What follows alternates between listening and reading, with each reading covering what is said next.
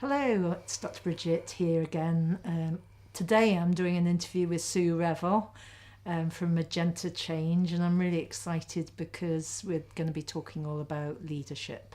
So thank you ever so much, Sue, for agreeing to do this interview. Oh, you're very welcome, Bridget. It's really nice to chat to you. Yeah, and it's, I can't remember where we first met, but I think it might have been on a sort of change management when you were working in the NHS. You're right. Down a few years ago now, down in Cowbridge, frightening in South how Wales. many years it is, I know, isn't it? neither of us probably want to think back that far. So I wondered if you could just sort of tell me a little bit about yourself and sort of where you've come from in the NHS, what caused that change to happen and what you're doing now. Okay, so I guess a lot of my background in the NHS was to do with leadership in some way. I started off life as a nurse and moved into project management and then general management. And in each of those roles, there was always a leadership or mentoring or coaching component. Okay. And my interest in people and in good people management really grew from having the privilege of commissioning and opening one of the children's hospitals in the UK. Gosh. So it was an enormous, having worked on lots of clinically led projects, it was an enormous thing to suddenly become the service lead for the move and transfer and planning of. Is that the one in a whole Cardiff? That at that time, that was the one in Bristol. Oh, in Bristol, So, okay. but I actually came to Cardiff because of the experience I'd had in Bristol, because Cardiff were about to open phase 1 of the Children's Hospital here. Okay. So I'm actually one of the few people that I know of who's had responsibility for playing a lead role in the opening of 2 children's hospitals in the UK. Brilliant. And It's they a are legacy, isn't it? Oh, I know. And they are amazing projects to work on. But what they teach you learn so much about process and so much about change. But no matter how good the process is or how big or small the change is, it always comes down to working with people and understanding what individuals need and how to work well with individuals so that actually you create the team effort that's greater than the sum of the parts. Yeah. And there's something lovely about working in children's services. I'm hugely biased because people have a huge heart for what they do. So the motivation and the passion is there. And having a responsibility for bringing all of that together and creating a building that services the needs of children and their parents was a phenomenal achievement, really, and a team effort. And I guess you had quite a big leadership role within that. Yeah, as part of the hospital management team. So not only did I learn a lot about people, I learned a lot about myself, and I learned a lot about good and sometimes bad leadership. Yeah. So then kind of from there, I moved onwards into more general management roles, and in Cardiff had the responsibility within my general management role for the opening of the Children's Hospital here. Okay. So again, back to this really important purpose around good work with individuals and inspiring good leadership within clinical staff, which I believe is really important. And I guess here you are now, a successful leadership coach, working with all sorts of people. What caused that change? What happened, or what made you decide to make that switch? I had the opportunity to be made redundant. Hey. And everybody says that. And it was a real opportunity because I think I'd reached that point at around 40, where I was thinking, do I want to do this for the next half of my career too? Yes. Or actually, is it time to do something different? Okay. And I knew in my heart it was time to do something different, but to imagine that transition when you've been somewhere for 20 years is quite hard. So it took a while, but I was given lots of opportunities to create more formal knowledge and learning around coaching and coaching skills. Okay. And from there, after having done that, or around the same time, I think, as I did that, I was also offered the opportunity to do the NLP practitioner program in Bristol. Yeah. And that taught me a lot about who I was at that point in time. It's sort of life-changing, isn't it? Yeah, Doing that course. but I didn't realise it as I went through it. It was only when I got to about that kind of 7th, 8th month, as I looked back, that I realised actually I had been through quite a strong and important process of change for me. Cool. So that was really the point at which I started to see what else was possible. Yes. And how I could bring all of that experience from the NHS, which by now was coming up towards 30 years, together with these new skills that impact, that just built on, I guess, the experience I'd had as a leader and as a coach. Yes. But bringing all of that together eventually brought me to this point of actually leadership coaching is what I love and what I enjoy. Seem to just sort of slot in. Yeah, fit and with I you, feel really yeah. passionate about good leadership. So to help people with that organisationally, but more importantly, personally, to be good personal leaders, Yes. I think is such an important role to have in life to help there's people quite achieve that. I suppose, in the past people may have thought, well, leadership is about being in an organisation and leading. That I know that you concentrate a lot on leading yourself. Yeah, and I struggled with very that key. when I set up the business. So for anybody who I guess is in that first couple of years of business and trying to work out, we talk about niches, don't we, and where we Yes, fit and yeah, the yeah. best fit and our people. And it took me a long while because every time I started to think about, well, it's leadership, I would get sucked into that process and structure and styles stuff. Yes. But not really feel it was where I wanted to be. I felt like I'd left, that's what I'd done, and there was something else more to explore around leadership. Okay. And that for me became really important. And as I learned to understand and to accept that and to acknowledge it and build it into my business, so the clients started to flow. Okay. That's how I would say it kind of came together. So what was the point in time then, if you take yourself back to the point in time where you decided that it is more about the personal stuff? Was there something that happened, or? I think it was the awareness, the acknowledgement that the journey I had been on, that I described there in that first year of my NLP experience, was perhaps really important for more people. Yes. To have that understanding of just how much influence and impact we can have in the world if we are good personal leaders as well as good business leaders. Yes. And I think coming into business in this way also taught me that our business only grows as fast as we do. Yes. So the more effort that we put into learning who we are and how to present ourselves and to create that best version of ourselves that we can be, not only in our business but also in our life, I think that impacts on how quickly our business grows and those people who want to work with us. That for me is really important. Cool. So you're sort of leading a program called Unstoppable. Oh, I've got to be me Unstoppable. experience. Yeah, I've got to be me, and also an Unstoppable Leaders Lounge. Oh, I that's think right, I'm in yeah. as well. Yeah. So tell me a little bit about that program. So the Unstoppable Leaders Lounge came from that recognition, I suppose is the word that I'm looking for, that it's around personal leadership. Yeah. And yet I had been doing coaching as part of my business for some time that was about the I've got to be me experience. How Yeah. do we help people to be the best version of themselves, to be comfortable and confident in that, and being the best version of themselves in, for you, I know it's business. For me, it might be business or it might be sport. Yes. I also work with some performers and politicians. So, Okay. So for me, that's a kind of broad offering, but that always comes back to who the best version is of us, in whatever our stage. And I guess I sort of call myself someone that works with people in business, but it's not usually about the business. No. It's actually about everything that surrounds that person and who they are, Yeah. and what motivates them. So Yeah, people need a reason to come and work with us, don't they? And I think Yes. that the better business performance or better stage presence or better confidence in competing, Yes. whatever it might be, Yeah. those are the things that bring people through our doors. Yeah. But actually, it's that recognition that beyond that initial presenting need, Yeah. there is something that is much more personal, much more human, I that guess- we get to work with and to care for. I guess if you're not being you, or the best version of you, then that is what can stop you. Yes. I distinctly remember sitting in my log cabin just after I started my business with the sort of screen in front of me, thinking, how do I do that website? How do I do business cards? How do I stand up in I remember that networking? stage. And I used to stand up in networking, nothing would come out. And I think that was because I hadn't really fully aligned myself to actually what my purpose was in my life. And once I'd done that, which I guess is what you're talking Yeah. about, then everything seemed a lot easier. Yeah, so for me, helping people through the I've Got to Be Me experience was all about creating that alignment.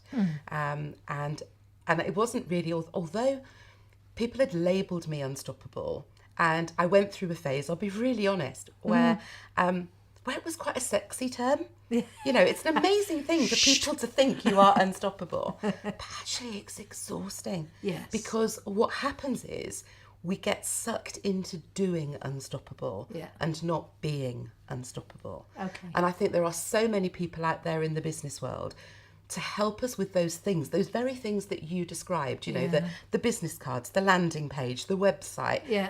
But we get trapped in the doing of them. And actually, if we could find our flow and work in the best way possible for us and understand what that is and how to access it, Yes. then you're right, we're back in alignment. And that not only makes us better people to work with for us, but actually makes us better people to work with for our clients, because I think we're that much more attractive to people because we've got something. I think people see something that they'd like a little bit of and are curious about. It's quite interesting for me because someone described me the other day as a Trident missile. That's pretty unstoppable.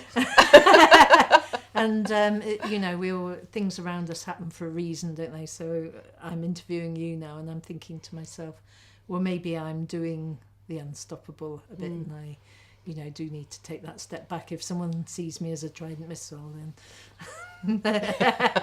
maybe I just step back a bit. There's nothing wrong with doing unstoppable because we need to keep going. We have a business to run. But it's taking time and creating space to be unstoppable and recognising the importance of that time and space too. Yeah. So when people say to me, you know, what are the bits about being unstoppable? What are the core skills? For me, there are 3 areas. There's that being prepared to take personal responsibility. Okay. So, you know, sometimes that's about having courage to try new things, to do things. They're not always going to go right. No. They're not even always going to go well. So it's about acknowledging that sometimes things aren't perfect and being prepared to take responsibility and do something about them. Being a cause, I guess we'd call it. Yes, exactly. Yeah. And cleaning up behind ourselves. So personal responsibility, I think, is really important. Great example, actually, last night in the tennis world. Right. Where a young 17-year-old Canadian lost his temper on court and battered a ball and hit the umpire and defaulted the match. Really? So a huge public example of that inability to create a response rather than a reaction. Yeah. So it was very public, and I felt hugely sorry for him at 17 years of age to have that public example and literally world awareness. Yeah. And yet, you know, certainly within the first hour or so, there are equally media reports out there saying he's done the apologising. Yes. He's been to see the umpire. Yes. He's made the apology publicly for something that he knows he will learn from because it cost his country, not just him. Yes. That's a tough lesson to learn. It is, isn't it? But a great example of taking personal responsibility and being prepared to show up when you've got it wrong and face that out and apologising. So for me, personal responsibility is really important. The second one you won't be at all surprised about as an NLP trainer. It's about mental skills mastery. Okay. How do we master those mental monkeys that would hold us back and render us very stoppable? Okay. So I think mental skills mastery, I know you will agree, is a massive part of being unstoppable. Okay. And the third part is about personal leadership. Yeah. So, you know, who are we as leaders? Being able to motivate and manage ourselves in a way that keeps us, you know, being the very best version of ourselves in business and in life. So for me, those are the 3 key parts of being unstoppable. Okay. So we have Hector has also joined the interview. We do. Hector's a well-trained NLPer, Bridget. He's been through a huge amount during my NLP journey. Has probably heard way too many of my issues and of my practicing, if I'm honest. So you've been doing swishes with him and things. But it's got a very swishy tail. I'll give you that. Yes. So one of the things that you've been you mentioned a lot is how we actually come unstoppable and get into that flow. Yeah. And I wondered if you could talk me through that so that, you know, we can share that with other people that perhaps aren't in the flow and are stopping themselves. Sure. So I've created a definition of flow that for your NLP viewers is very much around the neurological levels and Robert Dilts's work. Because for me, I believe that flow is when what we do and how we do it Yeah. is completely aligned with who we are and how we express it. Absolutely, That for me would be my definition of flow. Okay. I did the I've Got to Be Me experience with a room full of chiropractors the other weekend. Really? And they Amazing. loved it. And I suddenly thought they would. I'm in a room where people are all about alignment. Yeah. Of course they would get a neurological alignment process. So that was really good fun. And just that Yeah. moment of realisation. I'm in a room of chiropractors. That's what they do all day. No wonder they've Thinking of enjoyed taking it. that, just my interesting sense of humour, whether it were with plumbers and pipes, or I'm trying to think who else would be. I'll leave that. Who one else there. might be a good audience? Yeah. So that's my definition. If you go to, I can never remember. Well, I can remember his name. I can never know how to pronounce it, Bridget. But there's a great book all about flow from the godfather of flow. Okay. And I think his name is pronounced Mihaly Csikszentmihalyi. And he, this is the guy who really started the discussion about flow many years ago. And it's a great book. There's also a further Flow, book. is It's it? literally just called Flow, the classic work on how to achieve happiness. And I know there are two further books that have been written, one around flow in business, one around flow in sport. So both of particular interest to me, with either partly written by him or his books. Yeah. So I'm just beginning to explore those at the moment. But one book that I really love and highly recommend for people who are looking at who are interested in looking at this subject of flow is Stephen Kotler's book. He leads a huge research project into flow, the Flow Genome Project. And the book, The Rise of Superman, talks about flow in extreme sport. So it's about how we achieve flow in terms of ultimate human performance. And so he has some key attributes of flow that I use in my training sessions. And he describes it as when we're slightly stretched. We're definitely in a place where we are slightly challenged, and we are so involved in an activity that time just flies. It's those things where we remember we were going to have lunch about 3 hours ago, or we were going to go to the bathroom, and that never happened. The ego falls away. It's not about us. Time just flies past.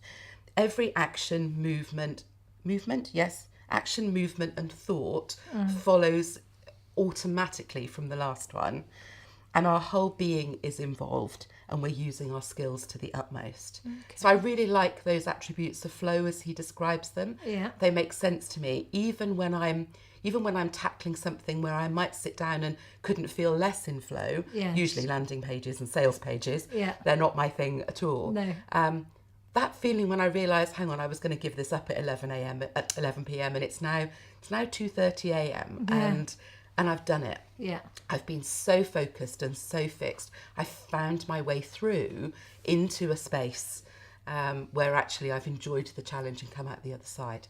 And I remember talking to somebody recently, I think a fellow member of the Unstoppable Leaders Lounge actually, and she has a lovely phrase where she talks about sometimes we have to lean in so far that we come out the other side. Right. And I feel a bit like that with my landing pages. Just got to get in there. They're my and absolute nemesis. But Yeah. the challenge has over time has helped me to get into that flow state where I am really focused, really just things happening consequentially because I want to get to a really good end result. And just talking about you being in your flow, are there times where you're not in your flow and you notice that there are certain outcomes as a result of that? Because I guess not everyone watching will be in their flow, and they might want to know, well... No, absolutely not. And if I think about those first couple of landing pages I wrote, I spent far more time wandering around the kitchen, stropping, than I did being in flow. Yeah. But for me, it takes us back to that piece of learning that we do in NLP land, which is about finding the difference that makes the difference. Yes. And that's why in helping people to find their flow, I use the logical levels, because then there's a clear process that enables people to look at those 6 different stages and to find where actually if they made the difference, they took one difference and made the change, could it be the difference that would make all the difference in the world to them? And if not, where's the next piece that could make the difference? Where do we find leverage? Where's the one small step that we could take that would create the biggest impact? And I guess if you make a change down at a level of simply your environment, so we can move a couple of cushions around and that might make a difference. But actually, if you make a change at the level of your identity or what you're on the planet Yes. to do, Yeah. then that makes such a bigger change. Am I right in Yes, saying yes, that? you are. So if you think back to my definition of when we're in flow, that, you know, when what we do and how we do it, that for me is those first 3 stages of the logical levels. So the environment, the easiest stage at which we can make a change, either in the area around us or how we prepare ourselves. Yes. Because obviously we're part of that preparation Yeah. zone as well. And then our behaviour and our skills. So those 3 for me represent the what and the how. When we get to that piece that's about who we are and how we express it, that's so much more about our values, what's important to us, what are those coordinates that drive and, you know, our journey through life, Yes. what are those beliefs that either empower us or hold us back, who are we? I did a fabulous I've Got to Be Me day in London, and I won't swear on your video, but there was a fabulous American client present, and I heard somebody ask her, because they were working in pairs, I heard somebody ask her, and who are you when you're in flow like this? And she went, I'm a goddess. And in the very next moment she went, and who am I to think that? Yeah. And I don't know about you, but how many women have you seen in particular who will take that stance? Who am I to be that big, to be that great, to be that powerful? So, and then for me, that's why it's really important that we take the journey to that ultimate level of why we're here, our purpose. So that for me is the who and the how we express it. And why for me, logical levels is such a lovely way to help people relatively simply and easily find their flow. Definitely. Because it starts in that place that's easy for us to understand, and takes us to a much deeper level of thinking. In your journey, you know, if we talk about perhaps a bit higher, you know, the values and your motivators, who you are and, you know, your purpose and things, are you able to share that sort of thing with us so that we understand, you know, what your values are for your business, who you are in your business? So values is really interesting because this came up in another interview I did recently. I'm going to say publicly yet again that I'm not a fan of Tony Robbins. But I know it's a bit heretical, isn't it, in the NLP world? But one of the things I have taken from his teaching is a slightly different view on values. Okay. So it had always been my understanding or my belief that our values are those things that are written through us like a stick of rock. That, you know, if you cut us in the middle, you'd see the words and it would be how we live our lives. And there'd be no surprises, and we can't change them.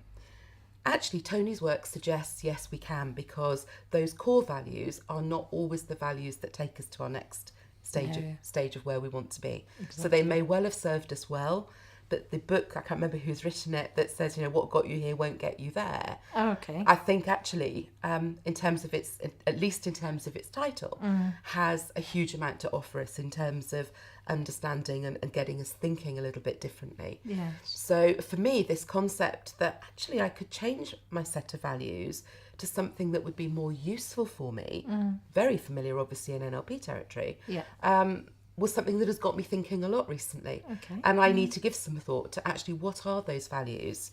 Because, you know, I would automatically say my key ones are around integrity and authenticity and adding value and making a difference. And they are, but those are the values that have been with me for a long time.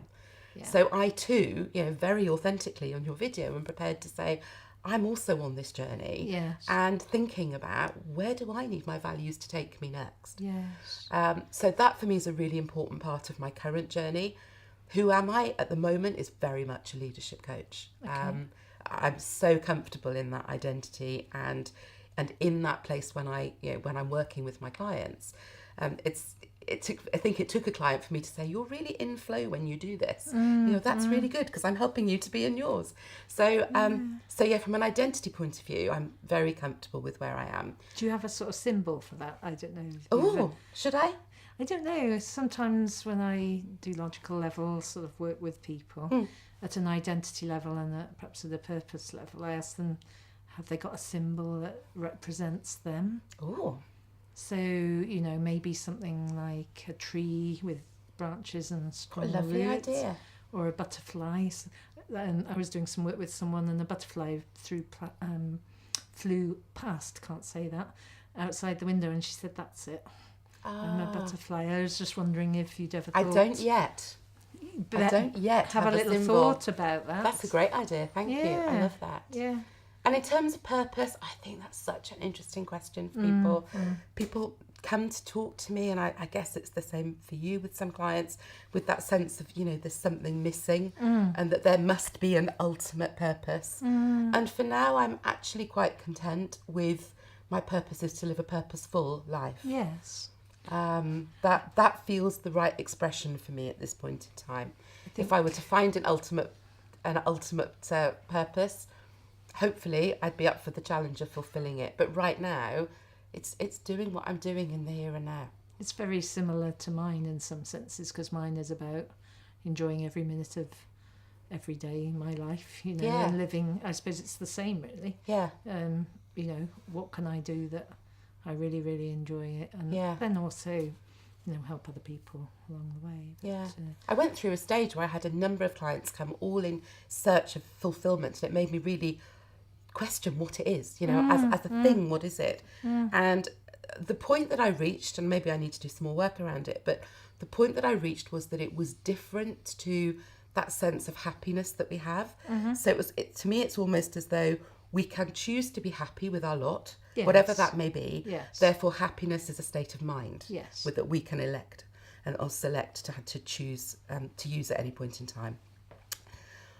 Fulfillment, however, I feel is something deeper. It feels to me like it's a state of the soul. Yeah. And then that started me thinking, what else is the state of the soul as opposed to a state of mind? Yes. And that's a subject I want to come back at and look at another day, because it feels as though those are deeper senses that actually maybe it's harder to change at will, but that we have to do some of the personal development work that we're describing to create that shift. So for me, that's a question I want to come back to. But that's where I left it for now, that there's one I can choose and the other I need to experience. And I'm quite interested, because I've done undertaken a bit more personal development work recently, because I felt I was a bit out of line, particularly with the business. Okay. And I did some work, because I think my values previously were things like having a purpose, having fun, enjoying every minute of every day, and making a difference. And actually, when I stopped to think about that, it wasn't actually going to get me huge amounts of business success. If that's what I wanted, there are other things I want. So, from an NLP perspective, we can change the position of values and slot different ones in. And now my top value is determination. Okay. Which didn't really sort of seem to fit with me, but it's been very good for my business. Great. That's really good, isn't it? So, that's such a prime example of where when we create that focus, things move. Yeah. So it's great. For me, that was a real discovery, because I'd always proudly, I knew we could realign them, but I'd always proudly held on to the values that I thought were mine. Yes. In that way that a child holds on to mine. And sometimes we hold on to them, and I don't know if it's the case with you, but because things have happened to us in the past where those values were perhaps not met. Yeah.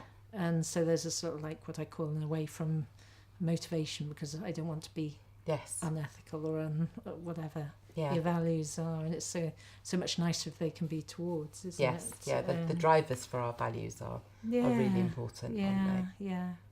So, in terms of you're an unstoppable, you're all about got to be me, being unstoppable. Is there a time where you sort of ever feel that we need to stop? Absolutely. And can you sort of tell me about when you felt that? And I think there are times where we become stoppable and times where we need to choose to be stoppable. Yeah.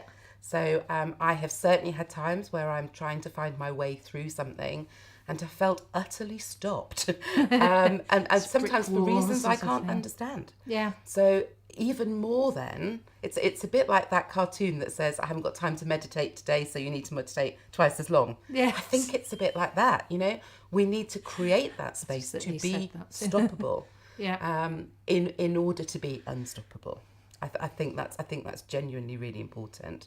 And how do you sort How of do I stop do that? in order to be unstoppable? That's a really good. I think it's different for different people. So, what do you need to do to recharge for you? Yes. What do you need to do to create the space for you just to come back to centre, maybe? Yeah. To rebalance and to refocus. And that'll be different things for different people. Yes. Sometimes that's just taking some time out of the business. It'll be a holiday. Yeah. Other people find holidays are where they do all their thinking, so that might be the worst thing they Yes. can do. I find them a bit stopped when I come back. Yeah. So I end up not stopping during my holiday because it's something I'm passionate about. So Yeah, some of us are afraid we lose momentum, aren't we, I think in that type of space. happen. For others, it will be spending time with friends, or maybe creating space to to read, or whatever that focus is. One of the things that I find really helpful when I'm trying to, I guess, explore a period of that stopped that maybe isn't of my own doing, or doesn't feel it's of my own doing. Obviously, it may well be unconsciously. Yeah. Is to turn to something like miracle pages, morning pages. Yeah. And to do that lovely free flow style of writing and see what my unconscious mind will throw up for me. Okay. I have found that very helpful on a number of occasions where I know that something is stopping me, Yeah. and I can't find my way around it, through it, From over it, under it. Consciously. Consciously. So to create that space for just my mind to give up the detail has often been very, very powerful for me. Yes. So that's something I would recommend to people, to people watching, because there's something about that free flow style of journaling that enables us to learn. So that's a big Just tip for me. Put your pen on the paper and see what happens. Yeah, and don't be fooled in thinking it has to be in the morning, because No. I did that once and it hurt my shoulder. Oh. I'm not a morning person at all. Not a wake up and write immediately, which I know is how it's recommended. I always say to clients, particularly I've been saying to a mastermind group recently about the power of journaling and the awareness and things, and there's a certain level of resistance to it, but I think that when you do it, then you have a lot more insights at a sort of deeper level, and after all, it's the deep level stuff that stops you sometimes. And actually, I'll, if it helps those people who are watching, one of the things I would say is I really struggled with journaling as it was sold to me as a concept on the NLP program. That conscious style of journaling became a tick box thing, something I had to do that became so focused in its thinking. Did all that typical procrastination stuff, different colours, different journals, different styles, and none of it worked for me. All with a couple of pages full, And I'd get to 5 days and it's like, it would just stop. The weekend happened and it stopped. But there's something about the morning pages, free flow, that I don't have to think about. I just see what comes. Yes. That I find so much more useful and so much more powerful. So I'm not aware of the morning pages. So can you explain what you mean by that? I had to think for a moment there. So Morning Pages comes from a book called The Artist's Way. Okay. I hope that's right, by Julia Cameron. Yeah. And there are 2 key facets in her book. And actually, that's quite interesting because it answers your question probably very well. The first is that we should create time to have dates with ourselves. Okay. So it's a book that's written for creatives. Okay. And the first thing is she talks about this concept of dating ourselves and creating space. But I took to the book to look specifically at this concept of morning pages, which, as you rightly described, is this free flow style of journaling. So forgive me, Julia, if I'm going to misremember something because it's a while since I've read your book, just in case she ever watches this. But it's about taking that journal the moment you wake up with your pen and writing whatever comes into your mind. Okay. That might be, this pen isn't flowing properly over the page, and why the hell did I choose a pink pen and not a purple pen? And if I wrote in a red pen, and you just keep going with what feels like nonsense at that first stage in the morning, with whatever comes onto the page. And she says to do that every day for several months, but not to look at it for, I think it's something like 8 weeks. Oh gosh. So it's a literally allow it to flow and walk away with no attachment to it. And I've done that a few times, but I've also used it as a very specific technique when I've wanted to understand something. So anybody who's seen anything I've written or goes to my blog, there's a very specific piece I wrote about resistance one day because I couldn't understand mine. And as somebody who works a lot with flow, understanding my own resistance was really important. So I sat down in the garden one day and just allowed my pen to flow over the page. And within a very short space of time, I'd started to write a letter to my resistance. Oh, right. I didn't sit down with any intention to do that. But what I created was this letter to my resistance, which in creating in a state of, I won't say anger, but certainly frustration, that was what taught me that resistance is part of who we are. Yes. And so when people talk about kicking our resistance or kicking it into touch, all we're doing is kicking ourselves. Yeah. So going through that experience of allowing my thoughts to flow onto the page through the pen in that way taught me that actually to really get past my resistance, I need to accept it as part of me and to love it as I love myself. Yes. And then when I recognise how resistance manifolds itself for me, whether that's fear or procrastination or self-doubt or any of the other 100 ways in which we might experience it, that for me, it makes it easier for me to know how to handle. Because on the whole, it's just there trying to keep me safe. Yes.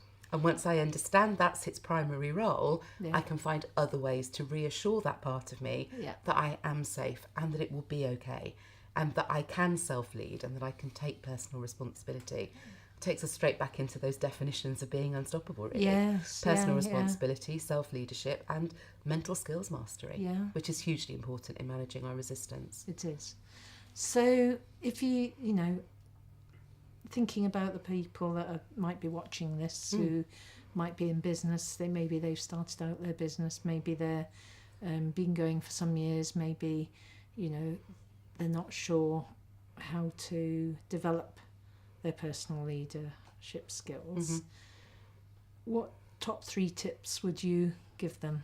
Okay, so my top 3 tips, they're going to be quite different, so they won't all be what we've discussed today. No, that's fine. The first is probably the primary piece of management advice I was given in my very first role as a clinical leader, actually, which was that we are paid to think. Even if you're paying yourself in your business, you are paying yourself to think. That's great. So create that space to think. And so often I think we fall into the trap of we're so busy doing, we forget that our role is to think. So that's really important. I've never thought of that before. Yeah. That's interesting.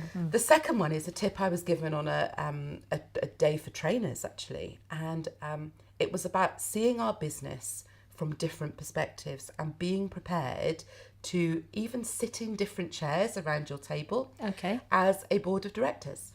And to meet with yourself. So those of your clients who've done any perceptual positioning will know exactly how that might work, will see exactly how that might work for them. But, meet with yourself as the finance director, meet with yourself as the chief exec, meet with yourself as the HR director or the director of strategy or planning or operations or whatever it might be for you, and create space to look at your business from different angles. And whilst that might feel very silly, if you can create different spaces around your boardroom table, whatever that looks like, and look at the business from different perspectives, you will get a different understanding. I suppose even people outside the business. So your boardroom might consist of your family as well, maybe.